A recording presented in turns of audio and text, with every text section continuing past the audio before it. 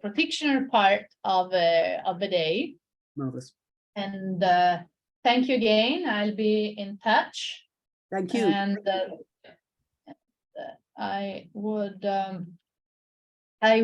transition. Monica is still not here, but we have a lot of speakers, so I would transition immediately to the next panel. We're going to have a coffee break after this panel, and we're going to have 7 minutes each, and then Q&A. Who wants to start? Ladies, come on, Kate, you go. You start. Hi, everybody.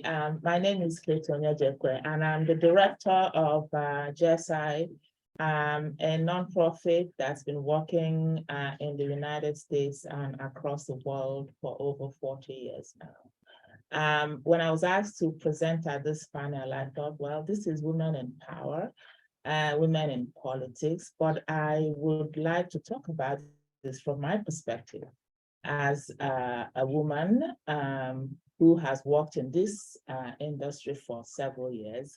Some of the successes that we have and we're talking about is derived from the work of NGO partners who have pursued this for all these years, and also from the perspective that I am a Nigerian who in this role, a role that is supposed to be of transformational, even in organization. I will sort of talk about and my into conversations that we're talking about. So I've worked in the nonprofit world for over 26 years now. I started in government in Nigeria for a few years, just trying to promote trade within and outside my state.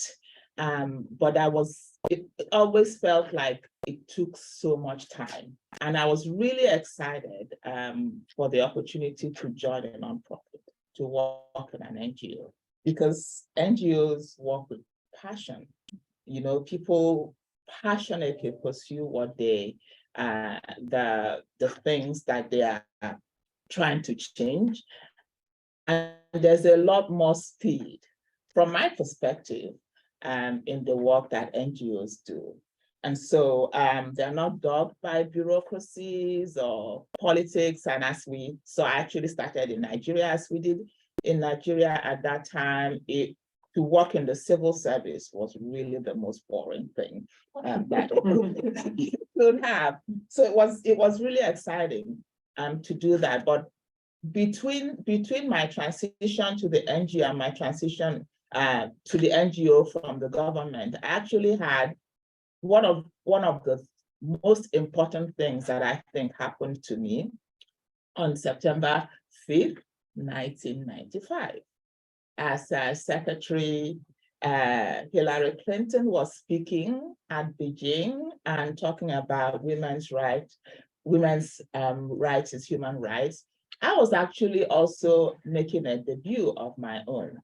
That was the day that I actually wrote my very first editorial about gender, about women's rights, about the excitement that the whole world was feeling with that declaration that Secretary Clinton made. And in that editorial, I conveyed excitement. I conveyed, really the change that there was an outpouring, even in my country at the time. And although we were in a military government, the first lady of my country was in Beijing, and there was also an attendant sort of growth of what we call a first ladies phenomenon in Nigeria, where the first ladies were driving also political agendas that purported to help women to advance. And so it was in the middle of all that I wrote this editorial and became sort of the gender editor for that little tiny newspaper straight out of, postgraduate school, but also trying to make a difference and questioning in this excitement, in this time that we're in, what does it mean for women really? Now, Beijing is pivotal to us as we talk about women's rights. It was pivotal in Nigeria as well, because even the First Lady, there were several sort of affirmative action policies that derived from that to try to enable women to participate more in government. But the most lasting thing that also happened was that there was a burgeoning of nonprofits, of NGOs that sought to advance women's rights. And some of those NGOs have continued to work until now and have continued to try to move the needle in the country around women's rights. And so, again, some of their successes were immediate because there was a growth of women NGO leaders forming their own NGOs, starting to work in development, starting to work in women's rights, starting to work in youth programs, starting to work in reproductive access. And it was a very exciting time as well. And so there was this burgeoning of young people, women leaders, and leading nonprofits. And I was very excited to be part of that. I did join an international nonprofit, which was also very exciting for me because I not only was able to support work in Nigeria, but I interacted with a lot of my colleagues in the United States and in other countries, and we compared notes about what was happening. And so in that time, nonprofits have been significant in pushing the envelope, studying social norms, studying some of the things that people has talked about in terms of what are those social norms and barriers that prevent the advancement of women across all. And I was particularly working in the health sector. And so we focused not only on reproductive rights and reproductive access and how there are multisectoral connections to the things that affect women's advancement in leadership across the board.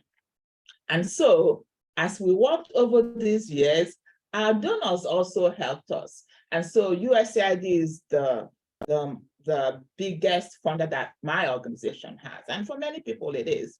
And most of our donors began to expect of us to also advance, women's rights. And so in all the programs that we did, we had to have a gender mainstreaming idea. We had to have a gender integration, a gender transformative part to every program, be it agriculture, be it education, because it has become known that the pervasive barriers that affect women's elevation and women's opportunities for engagement across all the sectors are interconnected. And so we started working to advance gender from the donor's eyes. We started working, and we have all kinds of tools. Some of us are working, even people in this place and online are working with some of those organizations like us, gender experts tools. There are lots of tools. There are lots of resources that we have. There are lots of guidelines that we have, and we continue to work to generate gender transformative programs in communities and with the governments in the programs we work in. But there was a difference, The strange thing was that it was almost as if it was for them and not for us.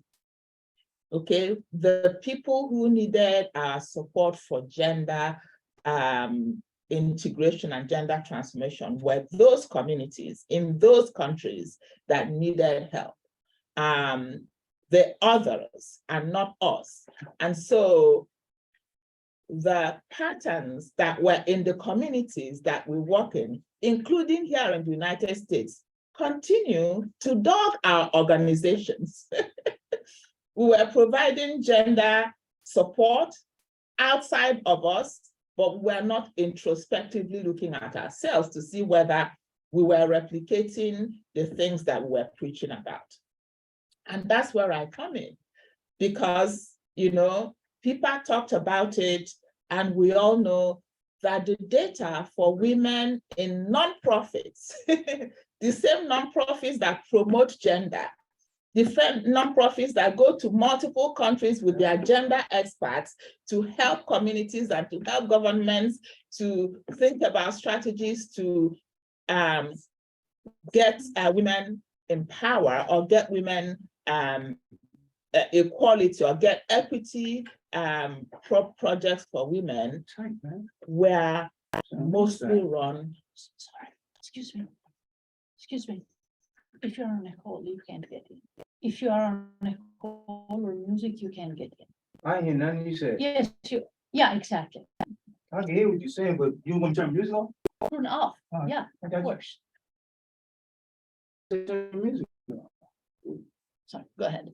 So what's the data that we have? People join nonprofits, people join NGOs to make a difference. And the majority of NGO staff are women.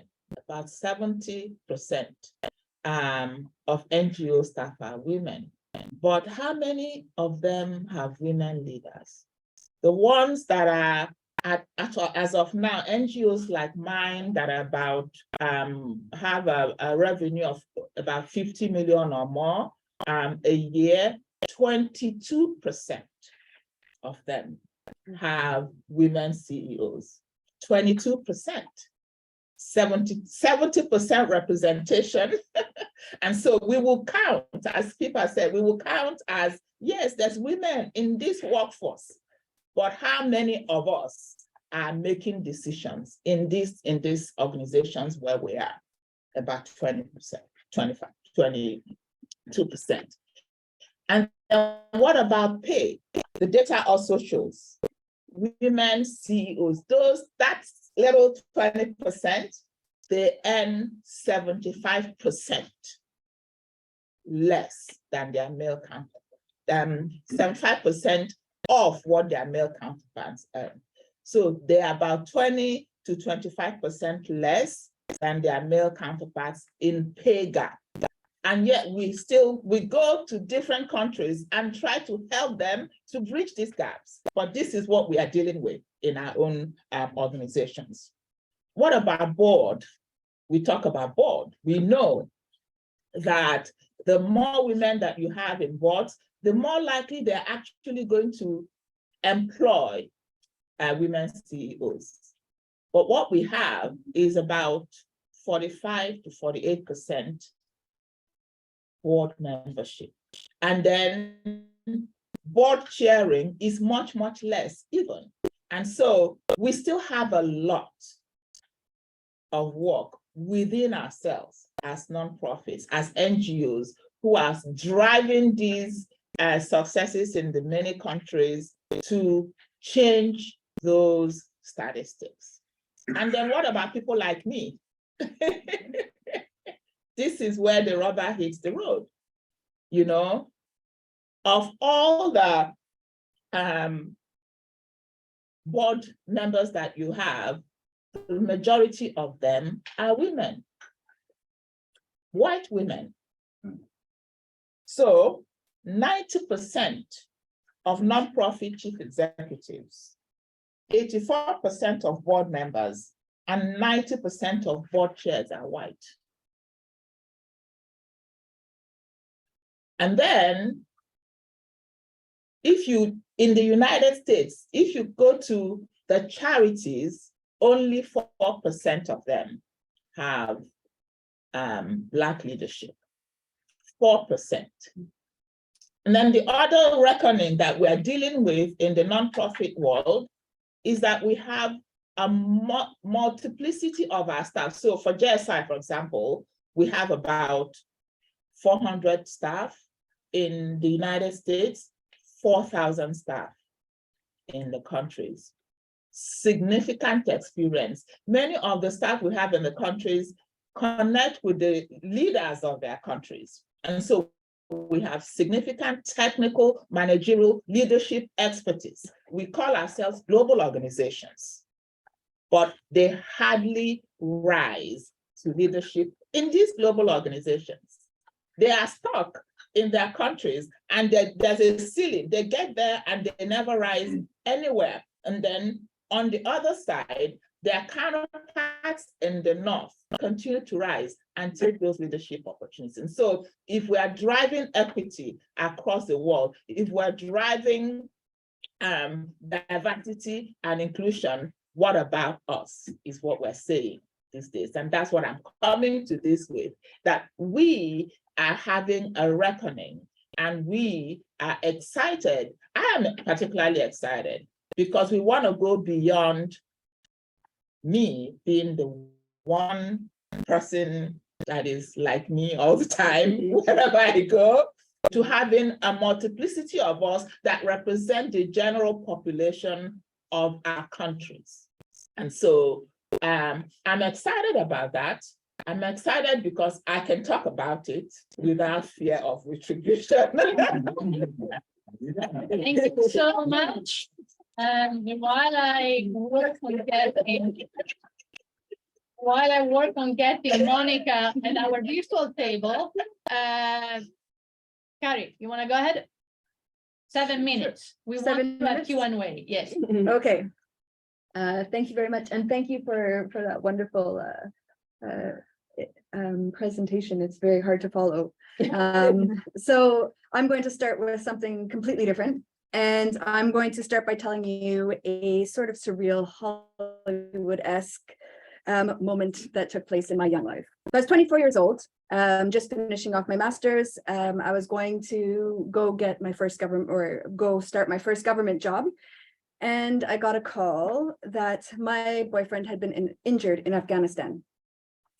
So the Hollywood moment of two men in uniform showing up on my front porch, picking me up and driving me off to a different province in a different language, and a doctor's diagnosis with implications that could last several years, that I'm set to become an unpaid caregiver for the foreseeable future.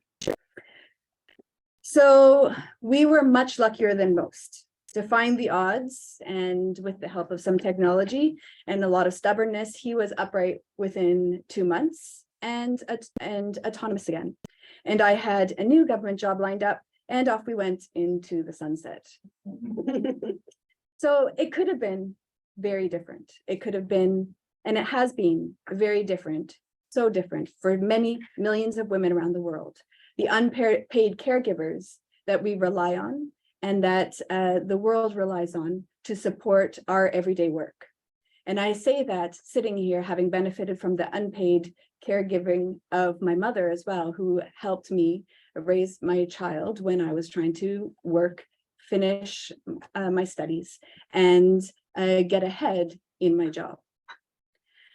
So I had, as I was looking at this Women in Power title today and addressing the very premise of the question, which I know you're not supposed to do, I had 2 speeches prepared. One today that was starting with the sentence, "I am a fraud." Like many women, feeling that I am not a woman in power, and that I sit there and advise people, or I provide information, or I provide analysis. And that does not constitute power in the typical definition of the word. But I also have another speech here, and I think that I'm going to go with this one, in that here I am today because of powerful, audacious women and allies, people who have believed in me, and I'm going to own that. So I have spent my career to date supporting, questioning, challenging, informing, and advising decision makers. I've been a government employee, an advisor to governments, a community council member, and a VP of a local riding association with what we call Canada, in Canada, for a political party, to organize, to help, to support the functions of democracy and of governance. During all of this, I've also held that nebulous role of military spouse, where I became an expert advocate for families of wounded, ill, and injured service members.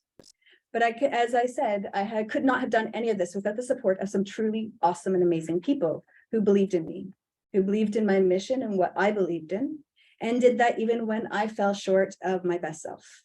So that first job that I had, I was inspired forever by that first boss that took me under her wing, Nancy Webster Cole. Working in government, but skeptical of hierarchies, she found workaround solutions to bureaucratic issues, like the audacious and strong woman that she is. From her, I learned how to go to the source of the problem, directly to those who can help you find the answer. It has been getting me into trouble and producing results ever since. So we need more women like her in every walk of life. Period. We need gender diversity and diversity. And we need it now, not when you have your next degree or certification or are able to check off every skills and experience requirement on the job list. Let me tell you about the time that I was a young policy advisor representing my international organization at migration policy negotiations. And this was in a room, of course, dominated by men, many in uniform, with being migration across borders. And an older officer sitting next to me pulled me aside for a chat at the coffee break and said, you know, you cannot understand about migration here until you understand about security. I was like, oh yeah? So little in the comment, so big in the impact, because I went and did a doctorate in security. Don't get me wrong, I was going to go and do that one anyways, but it was a long way back to that point of addressing migration after that. An even longer way back to figuring out the value of belief in self, in community, and allies. So our vote in government. So thank you for the invitation to be here today. In the words of Audre Lorde, without community, there is no liberation, only the most vulnerable and temporary armistice between an individual and her oppression. This is why it is such a fulfillment and a reward to promote Canada's feminist foreign policy or international assistance policy, to advocate on behalf of women in all their diversity, to disseminate, explicate, cajole, negotiate, and argue for greater representation in governance structures, representation and inclusion. And so now working as a counselor at the Inter-American Development Bank, representing Canada on the board of executive directors, what keeps me reading up at night and strategizing is public sector, human resources, theory, innovation, and trends, because we really have realized that in order to keep pushing the agenda forward, in order to keep pushing the quality of women forward, we must have representation and inclusion. So it is not just enough to have representation on a board. It is not just enough to have representation in government. We need to have inclusion and inclusive structures for that. Whether one comes from challenging the structures, promotes the characteristics we assess as leadership qualities, or the basic infrastructure of the work, size in bathrooms and number of toilets, for example. It's great for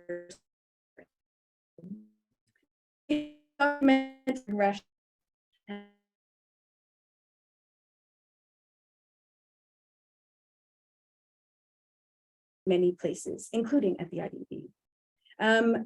But we need to keep working away at it. We need to keep promoting those spaces of governance, and we need to challenge the inequalities at every level.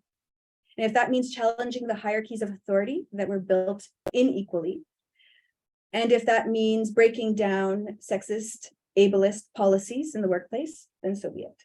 And so I go back to that first boss, and I say that, when policies are unjust and when policies are blocking the advancement of equality and representation and inclusion, then we need to challenge those and break them down. Thank you very much. Meanwhile, Monica was able to join us.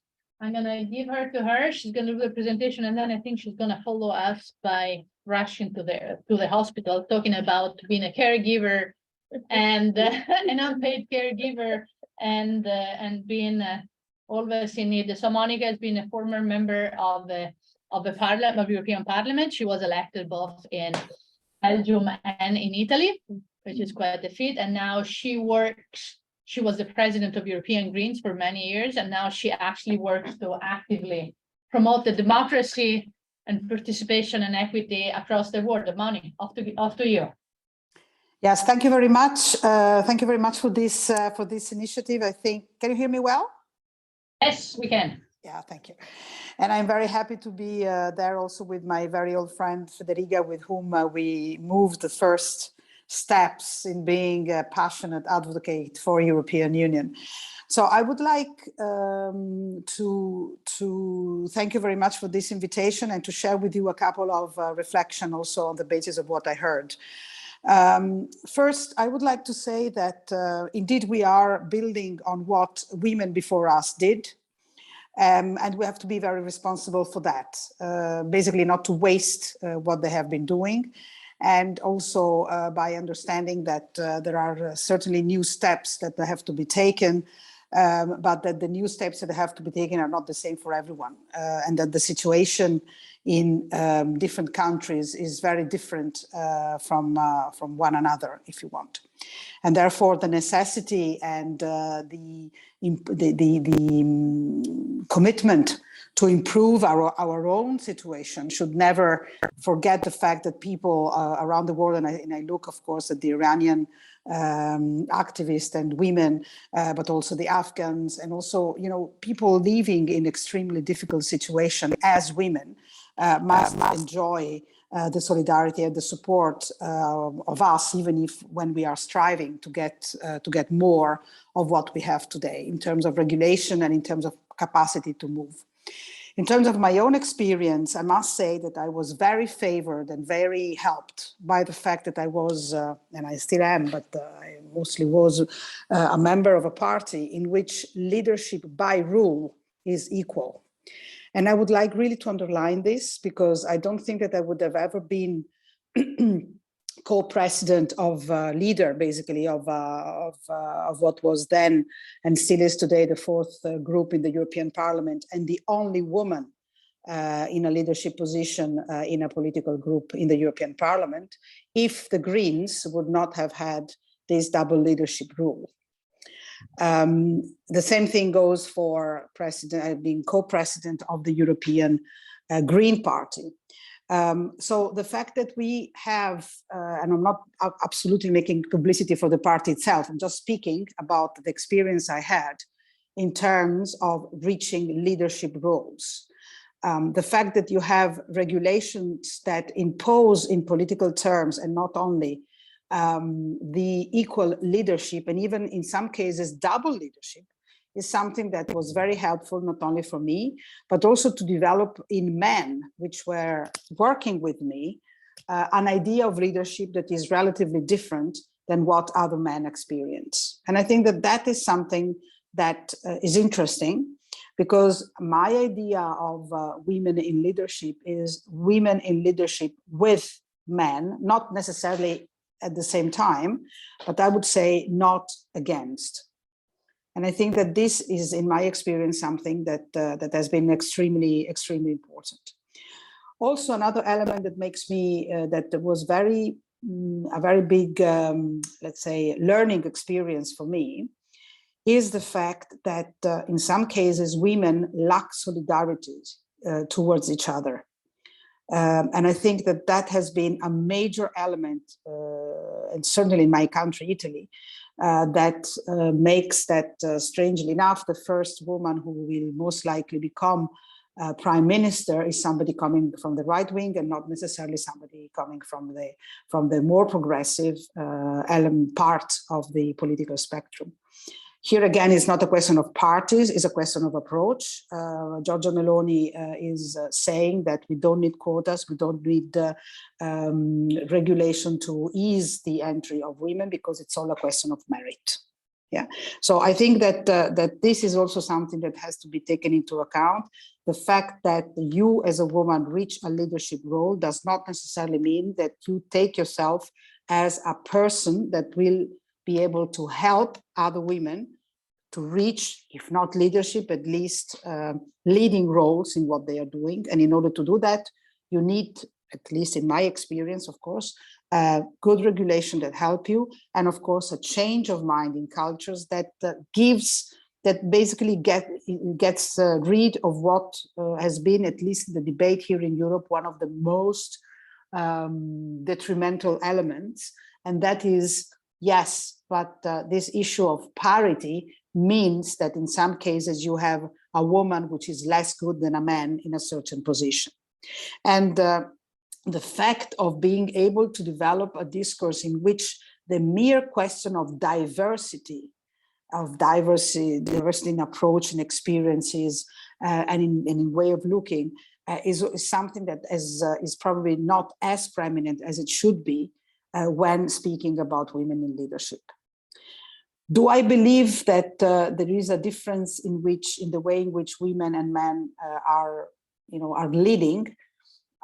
I am not sure. I do have some examples of both, so I would not probably ask this. I mean, focus so much in this, but I would definitely focus on the need to so much improve the capacity of women to be ambitious and to go where their goal want to be by making their life, more able to reach these places than to speak about the fact that women are necessarily better than men.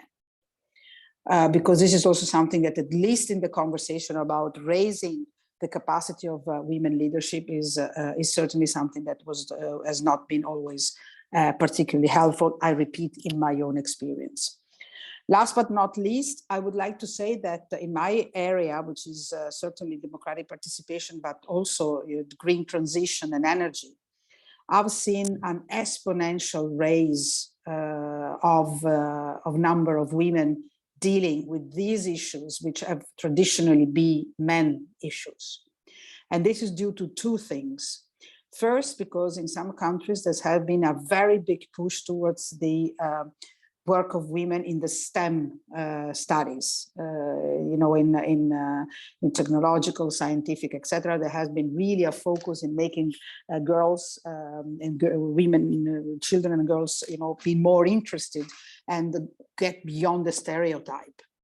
And the second element, which is very interesting, is that green transition by itself, the fact of decarbonizing, basically, or getting rid of fossil fuels for big plants, big infrastructure, and go towards renewables, sun, wind, energy efficiency, etc., makes the dimension and the management of this kind of energy system much nearer to those who are actually taking care of the everyday life and are taking care of not only of their family, but their city and the place where they live, the environment, etc. So it's interesting that I have been saying at the beginning I was the only one in the meetings, or very, very little women were taking part.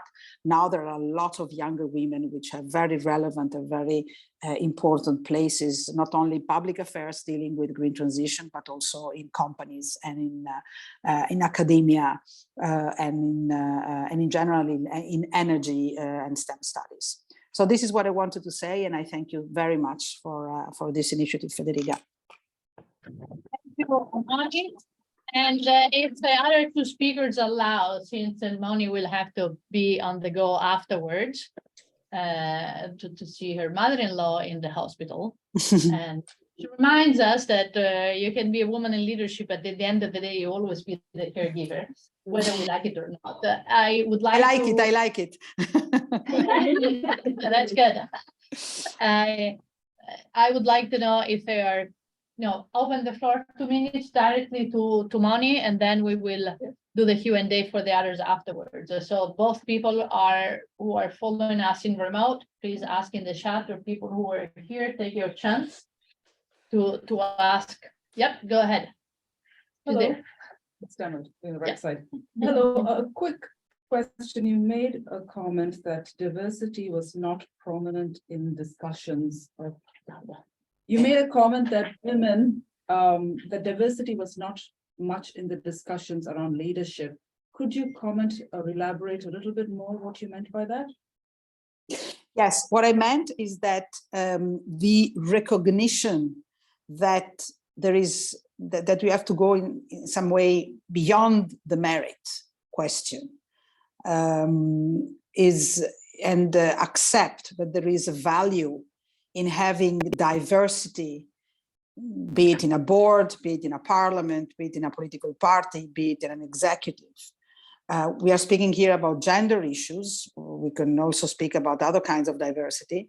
But in the discussion, at least from this part of the pond and in Southern European countries, probably more than others, the fact of saying the mere fact that there is a woman in that specific place is already a positive element. And it's already something that should be strived, that should be, pursued.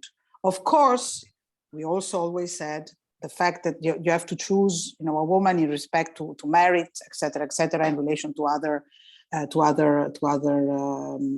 criteria. And I know that in the moment in which some institutions, like here in Europe, this thing has been done, there were inevitably perhaps some injustices done, some excellent men that had to give way to probably less excellent woman. But I really do believe that this is a price that has to be paid within some limits, of course, in order to have this diversity, to which women must be done, should not be considered as minus. Because that's also another problem. A lot of women refuse this idea because they say, I am not a panda, right? So I think that for us, sometime we have to accept to be panda somehow. And in order to strive and to go on and to make sure that this panda thing will not be necessary in a few years' time. And in some areas, it's actually not necessary. Just to make another example, in my own organization, we are regularly more women than men, and nobody really takes even notice anymore. Yeah. Not to mention all the times smart women were passed over by less competent men. Yes, we have to make up. And somehow, I don't know. And there is a question from home, Marta Trevino. For Monica Frassoni, do you think that the complications that women face to make it to decision-making institution, Congress, government, implies that they participate more in activism, especially younger, less politically experienced women, 18, 30 years old? Take the Women's Day or pro-choice demonstration around the world, for example. Yes, I think so. And at least in some countries, in some areas, this idea of striving for women's rights has been very much out of fashion in a way. And a lot of women have accepted basically the reality that they are not making career, that they are choosing between family and career, etc., as a normal fact of life. And this has been going on for some decades. And this has been somehow a sort of backlash of a very extreme feminism, or at least the perceived extreme feminist that was given as an image. You still have it today. In some cases, and you also have some, I don't know how you say it in English, dérive, some developments which are very negative, somehow overdone, that makes the life of both women and men very, very difficult. So I would say that we have to make sure that these young girls and women are aware of the chances and opportunities they have by creating those chances and opportunities, and not by making them only believe that this is an individual problem. I think that in many places, this is still the case.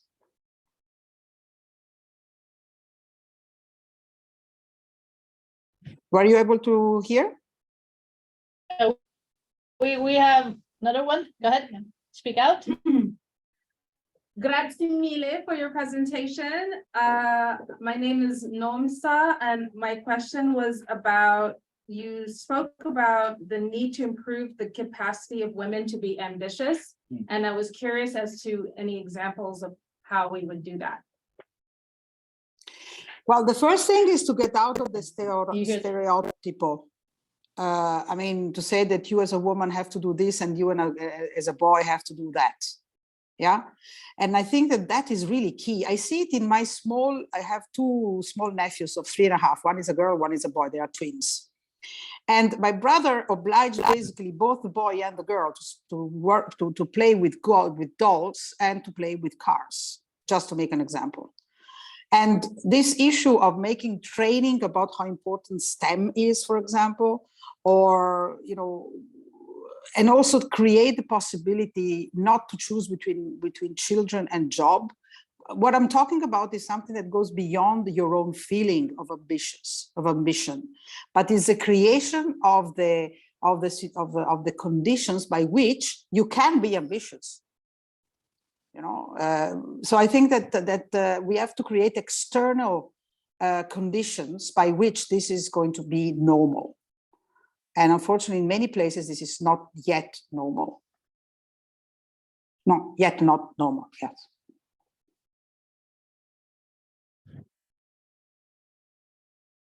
Anyone else? Any other panelists who wants to react to Monica? So I was actually interested, Monica, in your point about the fact that sometimes it's women who are their own worst enemies. And I wondered whether you had examples of times where women have actually come together in networks, in all kinds of women CEOs in my experience that have actually helped to facilitate this. Yes, actually, I must say that I have a very concrete example that I'm very much involved now. You probably heard that in Europe after COVID, there was, I don't know if you heard, but anyway, I tell you, there was a massive investment plan that was approved by the European Union and by the member states in order to help the different economies to recover, you know, from this. And so each country was doing its own plan. And the Italian one was totally completely neutral on questions concerning women. And there was a group which is called Le Contemporanee, which is based basically on people who, some of them are extremely famous, some of them are from academia, some of them are completely unknown, some of them from politics, and they naturally came in. They created a sort of list in order to make sure that some of the parts of this national plan would be gender oriented and would give more impact. And there it was very clear that the fact that people, women of different ages and different environment, but able to be visible, you know, because they were able to go to the scene, let's say, had a really important impact. Not as much as I would have liked, but really without it, it would have been even less. And that for me is a very clear example, and it is still going on campaign on Afghan women, on Iranian women, on issue concerning media. So these kind of examples, sometimes it's completely crazy because you can imagine 200 women on a chat, you know, it's completely complicated, let's say. But I would say that for me was a very, very, very effective way of putting different talents together in order to make the female issues going on. Very concretely, money from the European plan. And if I can give you my personal example, I actually got involved in politics for the first time because of Monica.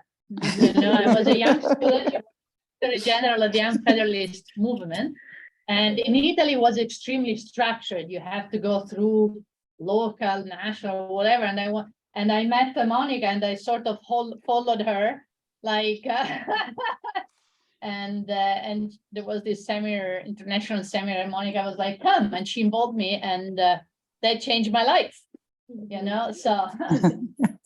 I had a question there. That was a long time ago. Very much.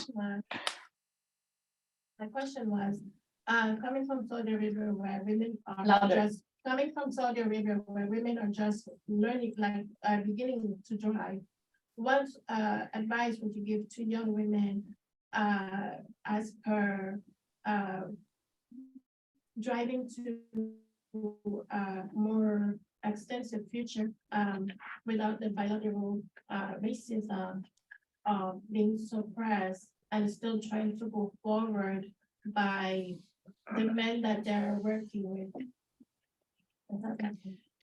Well, first of all, let me extend my solidarity to all the female fighters, let's say, in your country and in the other country that see such a terrible situation of women. I think that the best thing to do, and I am nobody to give any advice because I've been living in freedom all my life, is find alliances with men beside solidarity with women, because not all men are totally blind. And I think that in those kind of society, it is extremely important to show solidarity and unity among women, but also to find support from some men.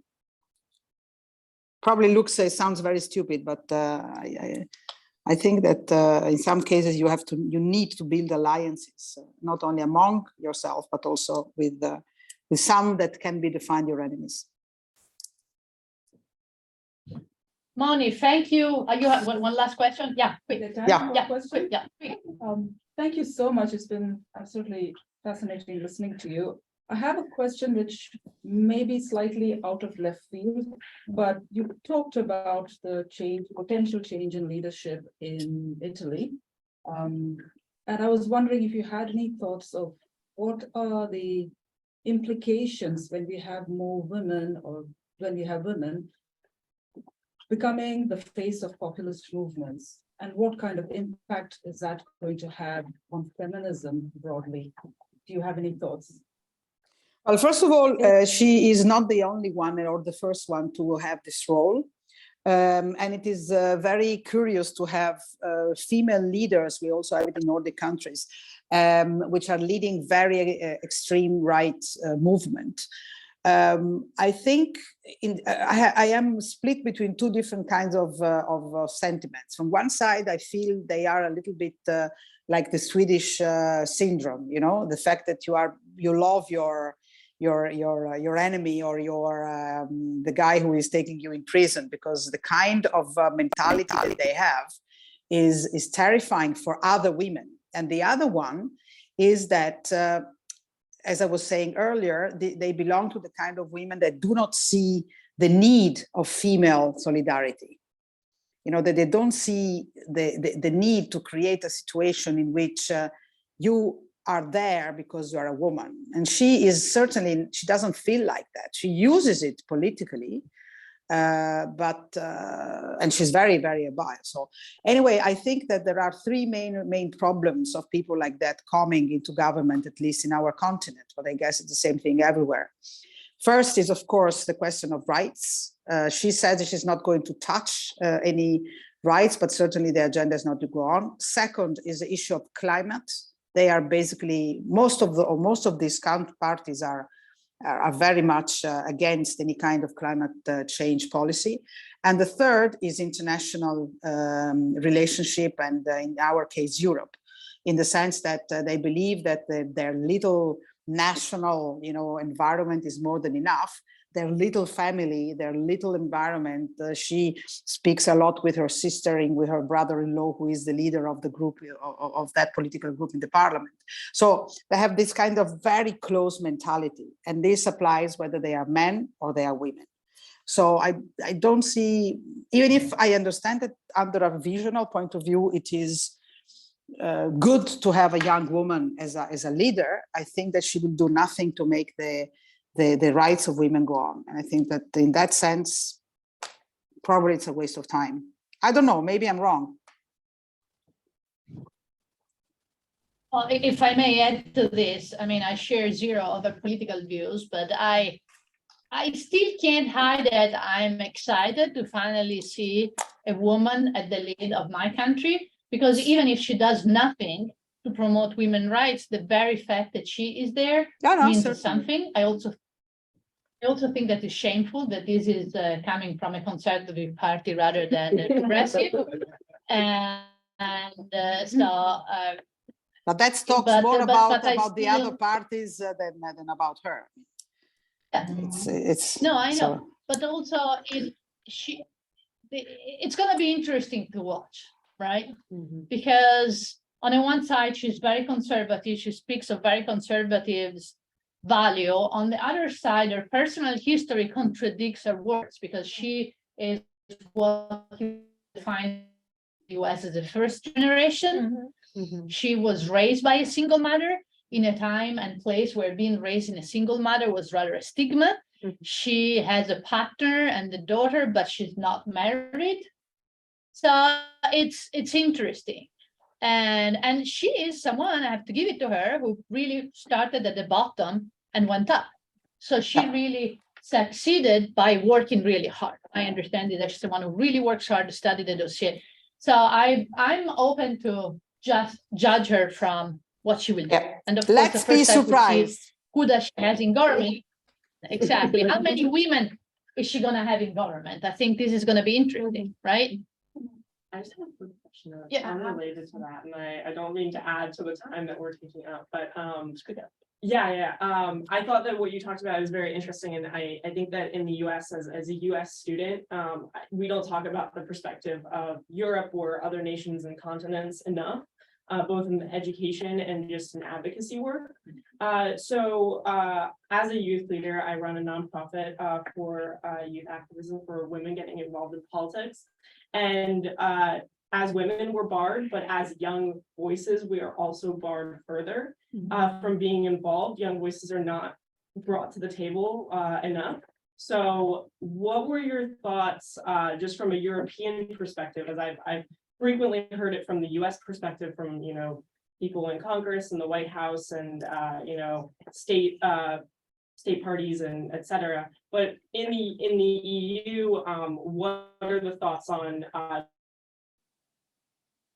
Asian youth voices being included, especially young women, since they are not included as well because of both aspects of discrimination? I don't know if she's still there. Yeah, she is. Yeah, I'm unfortunately, I didn't hear the question, the last part of the question. Can you repeat it, please? What are my thoughts? And then your voice went off. Talking about women, young people representation, how to help support young people representation. Okay, listen, I think that you have to take it basically. In a way, above all, as far as activism is concerned, we see it in climate, we see it in human rights, we see it in migrants. Basically, these are taken by very often by women. You see the global leaders are now young women, also as far as human rights, migrant rights, democracy are concerned, and certainly about climate. I think that one has to use the capacity of democratic democracies, democratic and open societies to give spaces, but you will have to take it yourself. I think that the fact of being young is a temporary issue, but it can be extremely powerful. No, but it can be extremely powerful. But basically, you can't wait for others to give it to you. So if you're already, you said yourself, you're already leading an organization. I think that that's the best way to give youth space. Of course, you will find very wise women like the ones that are there in the room, and Federiga and myself, to give you all the space you need. But I believe that at the end of the day, it will have to be you that you will have to take it. Moni, thank you so much. Thank you, and sorry for having to leave, but I will still listen, but I will not be able to talk. So ciao. Thank you so much. And shall you okay to intervene after the two things? Yes, sure. Again. Shall we go to Charmain? Oh, sure. Promoting women leaders, 7 minutes. Five, okay, no. So Charmain Bogue, I'm actually the executive director for Women's Campaign International, and I actually started my career similar to Kate in US government. Actually, I started as a career intern, had no thoughts of ambition of where I was going, except I wanted healthcare after I got out of graduate school, and I wanted really good retirement just to be honest. And I just remember a professor telling me, hey, you know, this government agency is hiring. I'm like, government, really? That does not sound jazzy at all. But I did it, and I will never regret that moment, but it was definitely a life lesson for me in terms of working for the federal government. I worked there for almost 15 years. And as I started out as a career intern, I worked my way up, hard work. And I always had people who doubted me. Why is she here? Why is she in this room? There were plenty of times I was in the room and I was the only one that looked like me. But I always had to keep my head up high, always sit at the table, make sure that I felt like I belonged, even though I had imposter syndrome many times along the way. And I actually made it all the way to the top as a senior executive running a $12 billion program. And even then I was still questioned, why is she here? How did she get this job? Who did she know? She's too young. She's, my husband, he is a veteran. So the space I worked in, veterans are highly regarded. So it was military spouse of versus senior executive, you know? And I was like, seriously, like, this is what I'm battling against. And that journey really taught me the need for women to be able to have a safe space amongst each other in these environments and openly talk about what they're facing to help those that are coming up behind us. I wouldn't be where I ended up in my journey in the government because of powerful women leaders, as Kari had mentioned, who may have not moved up the ranks, but they've been around long enough and they were staples of the organization and they saw the potential in me even when I didn't. And they helped me in that journey. They helped knock down obstacles. They helped me understand the bureaucracy of government. And I'm forever grateful for those people. I also, Angela Kendrick is her name. And, you know, she talks about her journey of, you know, growing up in an environment of, she remembers when she lived on one side of the tracks and there was the other side of the tracks, and she was still around in times of, you know, of segregated schools. And she wanted to make sure that even though she didn't feel comfortable going to a certain point in her career, that she helped other young women and she continued to push it forward for people. And I will say that I really did not let others' perceptions define who I was. I think about a time I walked into a meeting and straight up, this man said, looked me in my eye, even though he was talking to someone else, and said, I didn't know we were opening this meeting up to other people. And I was like, okay, that's a pretty loud code message, you know, but I still sat down and still confidence. But it's unfortunate that we have to experience that and feel that in order to feel, to make a place for ourselves. We do need to get over those hurdles and those barriers. And it is important to have male allies too, because there have been male leaders in my journey who also did not see color, gender, just saw my talent and my potential, even when others said, no, don't give her that opportunity, or she's not ready, or she needs to take a different path. And I got to a place in government where I was like, man, there's a lot of bureaucracy, right? There's only so much you can do, right? And I never lose my ties from that. But what I felt like was I had my second daughter amidst a pandemic, and I was in this rat race, right? And I was looking at my kids missing time with my 5-year-old and now my 1-year-old, and realized, you know what? I want to look back at them and say, mommy was not scared to take a risk in a new career in a new field. And I pivoted to nonprofit on women's rights issues, right? On a global platform, because one thing I realized working in the US government, yes, I had my own problems, but man, there's some serious issues across the government, right? And how do I be a part of that? How do I have impact on a global scale in communities across the world? And I'm honored to work with WCI to be able to achieve and have those impacts within the community.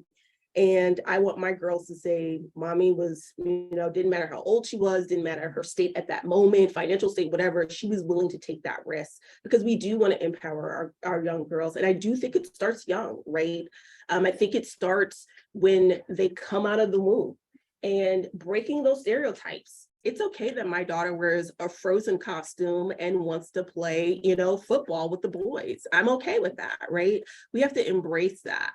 More. So I appreciate Monica talking about breaking stereotypes from a very young age for our children to say, okay, this is the only thing boys do, this is the only thing girls do, no, do what you want to do, be who you want to be. We need to empower our boys to have a voice. It's very challenging sometimes, but things I'm like, not me at person, right? Anyone, you know what I'm talking about, but I want her to have that voice. I want her to speak up for herself. I want her to have eye contact when she's talking to me about something. I'm always like, have eye contact with me, right? So working in this environment at WCI, that's what we do. We empower young girls to have a voice at a young age, whether that be in the Philadelphia community or globally in the international space. We do think it's important that it's not it's not a timing issue. You guys really do have a powerful voice. And you have all this energy, right, that we should be nurturing and fostering for our youth, and say it's okay, this is a safe space for you to use that voice and put it to action. We need to provide our young girls the tools and the resources that are needed to take this ride and take this journey, and also to open up to industries that they normally wouldn't be open to, right? I think that's another critical piece.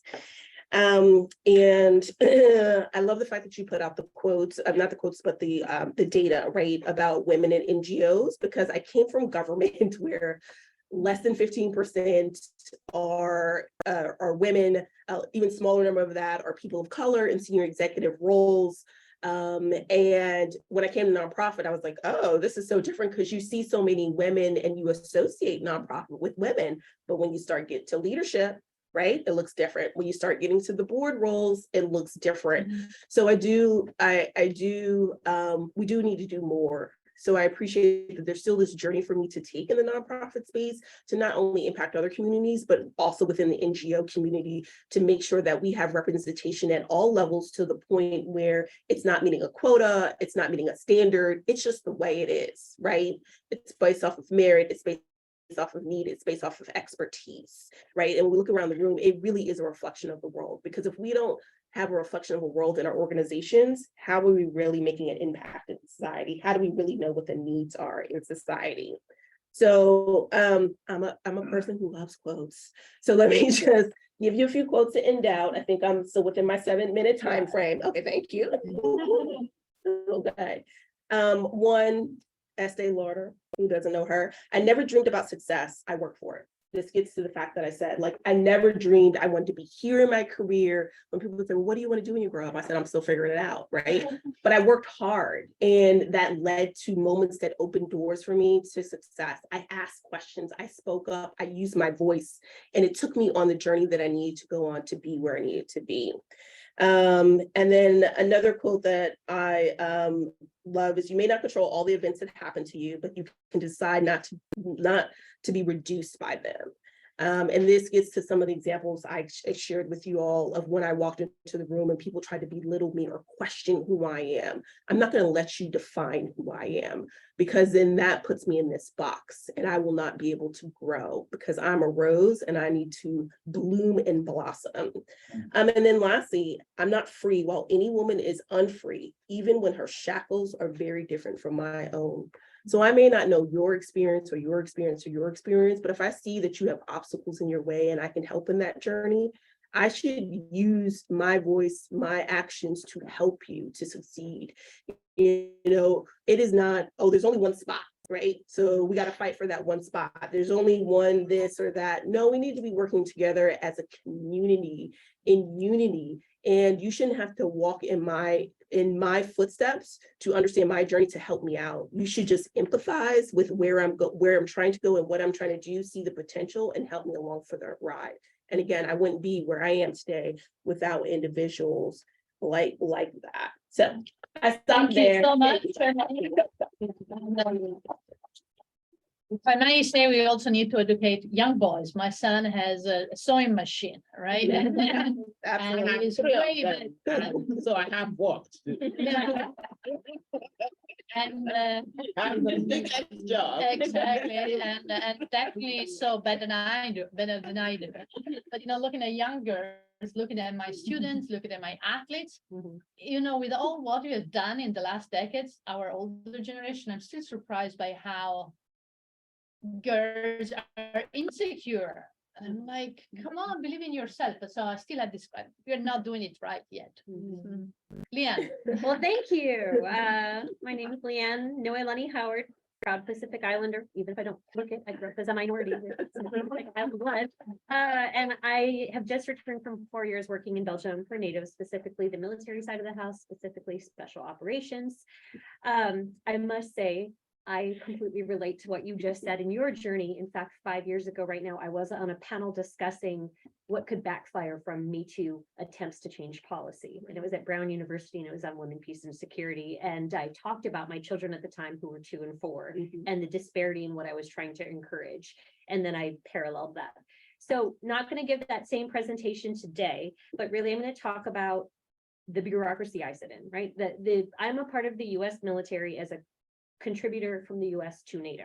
So I'm a part of NATO, but I'm also part of the US military bureaucracy, the biggest bureaucracy in the world, 3 million people. Going back though, I was never intentionally a trailblazer. I was in graduate school on September 11th, 2001, right outside of New York City. And I went, ooh, I want to help. And so I didn't go back to Hawaii. I rose my hand and I joined the Global War on Terrorism civilian workforce. And that's been the last 20 years. But at that point in time, there was almost a growing parallel of women graduating from college with men. It wasn't quite there. I was in an MBA program where it was still like 80% male, 20% female. But I looked it up. In 2014, women surpassed men in graduating with 4-year degrees. Yes. So we saw continued progress. The doors were opening, right? And yet where I am now, almost every time I gained a leadership position over the last 20 years, I was the only woman at the table, the only one. So what are the barriers? Based on the questions leading this panel, I see institutional and individual mindsets, including lifestyle choices. And for me, it was caring for my children, but it could just be any caring role within family and community, because I think women tend to lean more into that as life goes on. And then there's more of this balancing question. We've heard women still make up less than a quarter of executives in the world. We got that.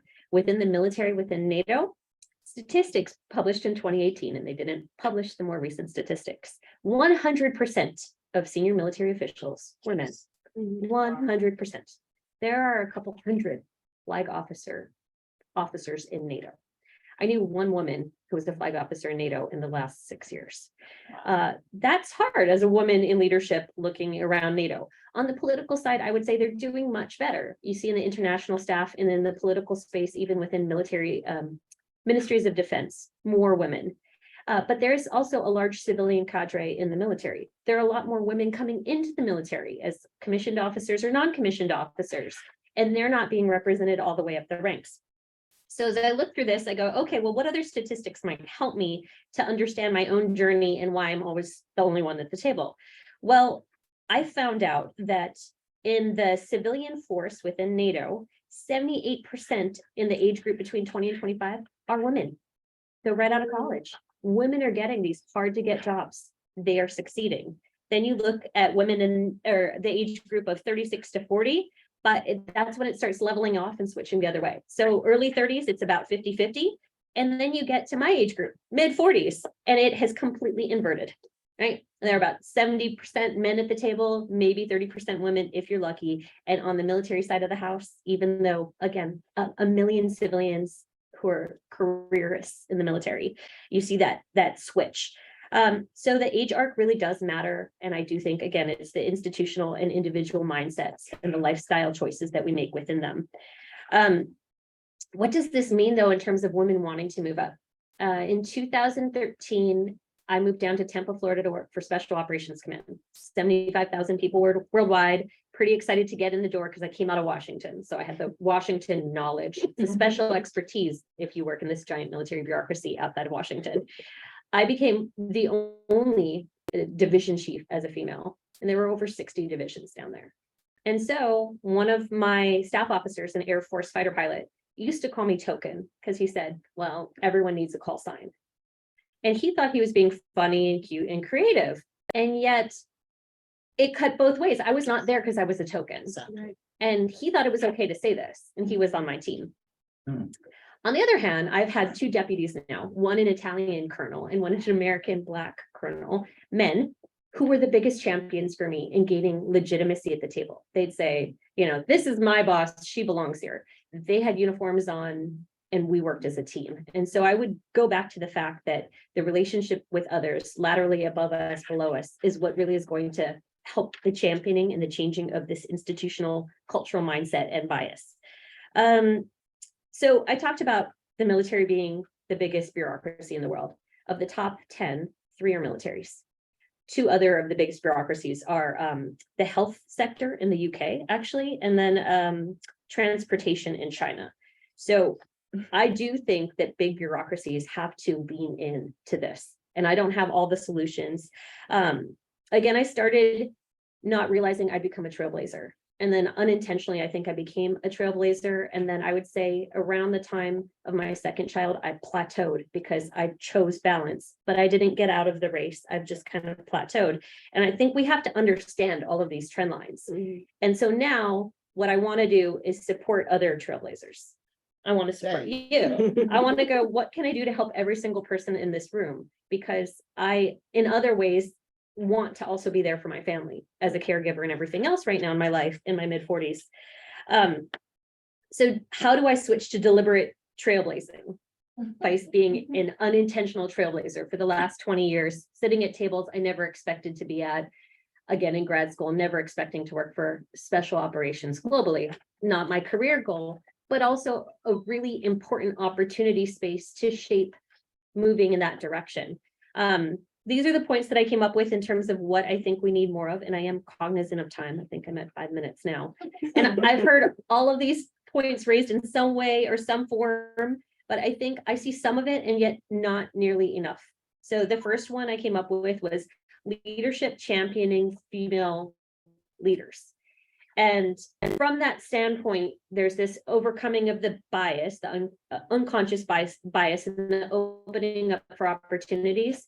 But beyond that, I know so many political advisors or strategy advisors or liaison officers or what have you that are women. They are not the ones ultimately responsible for the people, the budget, and the outcomes. Women need to be in those jobs in order to be good advisors and go back and forth. And we need to figure out how we create those opportunities. In these huge bureaucracies, there are so many. We have to give them those and not just say, okay, you're the subject matter expert on economics or on diplomacy or whatever the case may be.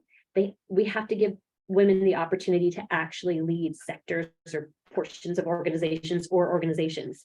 I love the whole historic quote of the man in the ring. And I go back to that, you know, put your skin in the game. And if you are a man, look around and go, what are the women who need these opportunities? This is another one of those points. Strong relationships with peers is my second point. And it's harder. I now look around in the Pentagon because I have my office there and I go, wow, I remember being like those 20-something-year-olds who could work all day and work all night. I can't. I have obligations and I have to run out. I don't see many other women like me. And then I see the ones who are in the next the 50 plus, or their kids are growing up and they have more freedom again. So it's harder to do when your peers are men. It's also hard to do when you don't find people like you. So how do we help the people who are like-minded or wanting to understand those people? Like, hey, my wife didn't go back to work, but how could I help her? That goes to point 3, policies. So Anne-Marie Slaughter put out that famous article 12 years ago, Why Women Can't Have It All. I don't know if anyone remembers that. I was like, woo, I feel you. Within that article, one of her big points was that, let me get it right, make work schedules make sense with life schedules. And I don't think we've advanced that. We have advanced other things in policies, but school realities, healthcare realities, all of those realities do not reflect the traditional work week. And COVID made things better for telework, but it also made things harder in other ways of trying to juggle. And so I think we took a step forward and a step back simultaneously there. Again, just my feeling from a practitioner standpoint. So I talked about mentors and networks, including men lifting up their female bosses, because it is so powerful in terms of perception and legitimacy when, again, those statistics are such that there are fewer women at the table. And walking into a room, you can hold your own and you can be there, but they need to see from others that they can relate to, that those others definitely think you've earned your place at that table and you should be at that table. And then my final point related to policies is intentionality and institutional planning and objectives. The military is great at setting out roadmaps and planning everything, but it's not often based on what is the specific quality, the specific speed, the specific output. It becomes work as long as it takes and everyone be here and go after it, rather than if we held people and teams accountable to the output or the quality or the pick your specificity. It could be quantity in some cases. Perhaps we would be able to change the dynamic of expectations of how and when you work and how and when you lead and what's really important. What is really the objective behind what we're all doing at the office or out in the field? So my final comment is, sometimes we have to force change. Sometimes we have to incentivize it. We have to get creative. NATO is a bureaucracy of 30 bureaucracies, soon to be 32 bureaucracies. It can't just say, here's the quota, because nations volunteer where they go. But we can highlight good stories. We can incentivize. We can run workshops where we say, hey, military leaders, 100% of you are men. What's good about that? What's not good about that? What sign is that showing the rest of the world? What do we want to tell the rest of the world? How do we start talking about these things? And then again, that last point, how can I help you? How can you help me? How can we play off each other and synergize from these points? I think that's where we're actually going to find new solutions that aren't yet currently documented, because I've read, and I'm clearly passionate about this issue, many women, peace and security reports, many reports on inclusivity and having gender advisors and what have you. But the dynamic at that senior ring has not changed as much as it should. And I still think we would all be better off. Our national security would be better off. Our outcomes would be better off if we figured out how to push that forward further in the next chapter. Okay, I got word the business tandem is on their way. So let's have a quick discussion. I know that Laurie wanted to come in. She presented wonderfully on women in court yesterday. And that's Hello to everyone. I have a question for all of you, but you can already answer in your presentation. I really feel that even if there are the opportunities for women, let's say even a position super open, even with positive action, then even if you have an ambitious woman that would be ready for leadership, or that sometimes I feel that anyway there is a barrier that is imposed to women that is not for men. Even if a culture, let's say the family burden is shared between the husband and wife, and even if the husband is ready to take care of the children, I feel like there is something deep, and maybe that you cannot go over, that is still there, that there is a moment in your life that you have to share your time between working and taking care of your children if you have children, and that is the way it is. So I don't know what your thought about it. Like, can we limit this difference? And if we don't, it means that there will be always something, like there will be something, a difference between men and women in leadership role and taking important function.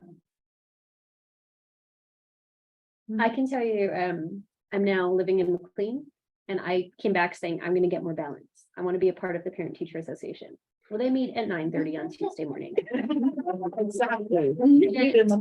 Yeah, and I'm going, all right. But there's no stigma or concern if my husband doesn't participate. but my kids see that that's what other moms do. And they want me to do what other moms do. And so I think that be it intangible or informal, even if you have the best co-parent partner in the world or whatever the case may be, I feel society hasn't changed its mindset and those norms enough that there's always this almost Even above balanced guilt. social norms, I feel like, even especially when the kids are really small, that there's something that I'm a lawyer, I'm not a specialist in psychology, so I really wonder that there is something that happens only to women.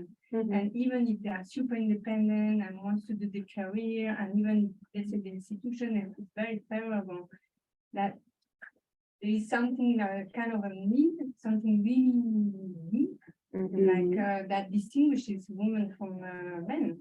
And so that's like that, and this has an impact on women being born. I want to take it from where you said there's something really deep, because it comes from how we're socialized. That's what it's deep, is that you grow up thinking that it is your responsibility to take care of your kids, and so you have the maternal instinct to take care of your kids, and then the culture exacerbates this. So why wouldn't, I've been in McLean school system for years, why can they not just make the parent-teacher meeting in the evening when the mothers who work can join them? Why? Like, how can we not even think about that? And so it has to be multidimensional. There is a cultural thing. When I was growing up, I almost thought I wasn't I was either gonna not marry or not have children, because I was perceived in my culture as going so far away, so far out there for what women are expected to do. That's your conditioning. And in the choices I made, I kept hitting the roadblock against that conditioning that I had. And so it's really important for us as women and as mothers to do the homework that we can in our homes with the conditioning. But you know, the first time I started my friend wrote a very powerful thesis about feminism. And it was the fact that it is women in our cultures that are actually the guardians. We are the guardians. And so we have to introspectively think, what is it that is holding me up? And what is it in society that I can do, that we can collectively do? So I really, really believe what we're doing in the NGO world, from where I'm coming from, is that there's the introspection is making us ask questions about why we are behaving the way we are. Why are we? And really, truly confront what it is. And if it is the way we are conditioned as women, that we are the ones who have, you know, the maternal instinct, who have to make all the change that is needed so that we can be with our kids, even if we have the same work schedules as our husbands. Then we're piling on ourselves, and we're continuing to reproduce that in the society. And our children are watching us. Our daughters are watching us.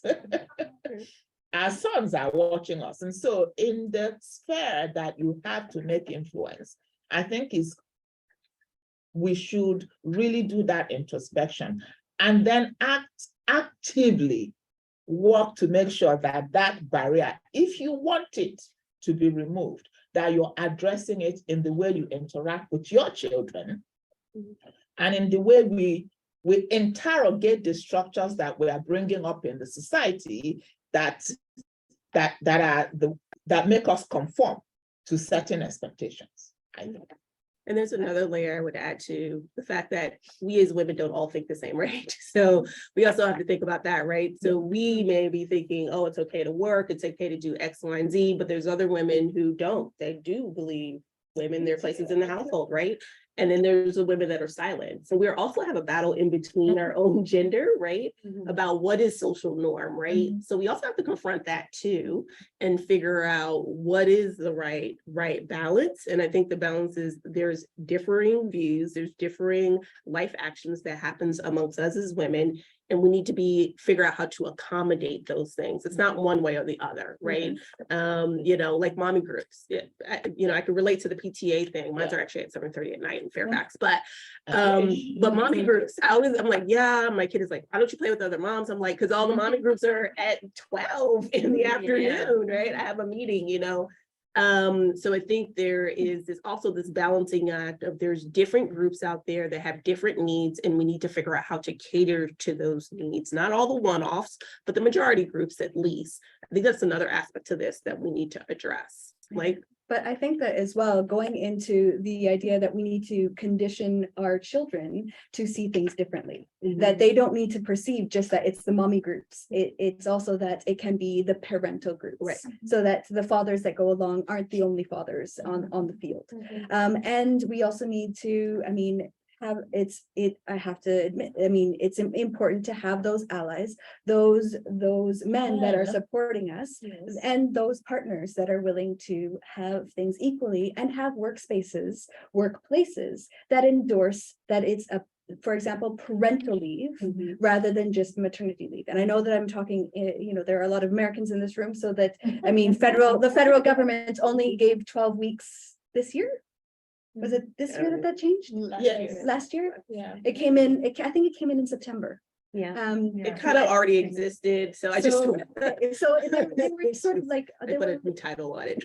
But okay, that's a whole other story. but there's a policy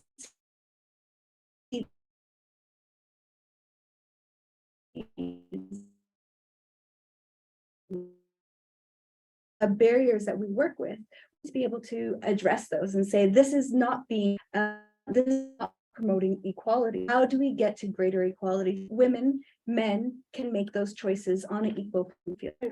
I absolutely agree with that. And I think the pandemic highlighted that, right? Like gosh, I can't believe women are such at a disadvantage during the pandemic. No, we've always been at a disadvantage. It's just now that the whole world went home, right?